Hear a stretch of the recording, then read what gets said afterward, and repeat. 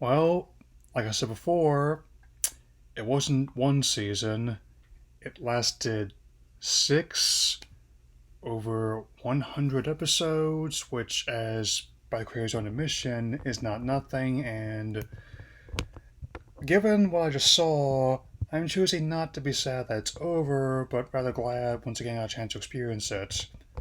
Hello, everyone, and welcome to my reaction and thoughts on the series finale of Light of Summer Camp Island. It takes time. So let's get started.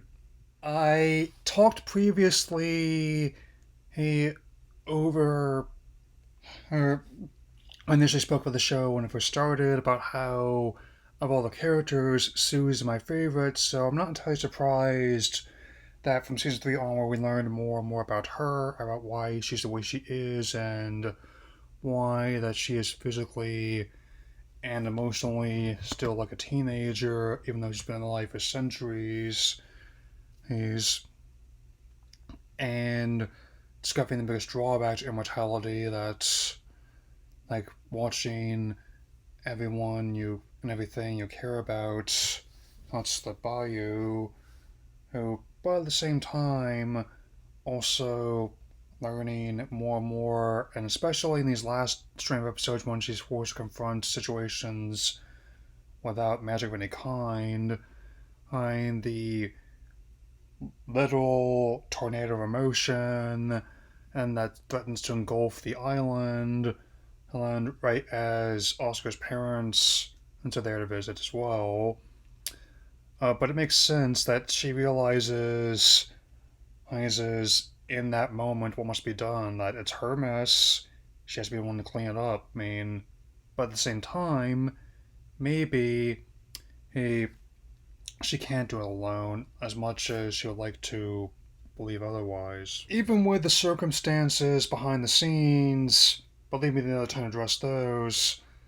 I am glad that, much like Victor Valentino around this time last year, that Julia and the others got the chance to end the show on their own terms, when it was with a set beginning, middle, and end. I mean, I'm not entirely pleased with how things are being taken offline, but I also would agree that not every show of this type has to last unless say SpongeBob or Scooby Doo has. I mean, sometimes it can be just as enjoyable as like those summer days where even if you might not always be able to observe them all the time, when you some moments will stay with you forever.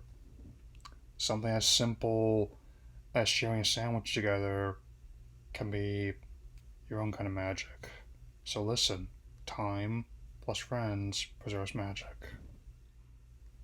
Now that I've basically seen the entire of the series, I'm very glad that Julia has taken away the light lessons from Winter Organ Adventure Time, not just in terms of like the whimsy and visual presentation, but also in terms of character and and story progression. I mean, especially with this last season, I mean, style like a storybook where you have to keep reading it in order to figure out how the story ends, and it's definitely another one that's joined the list of my favorite shows this time frame. And even though things may seem a bit dark at times, Ledge Primary does believe that for those who still care about the medium, um, that there will always be a place for stories that people can enjoy.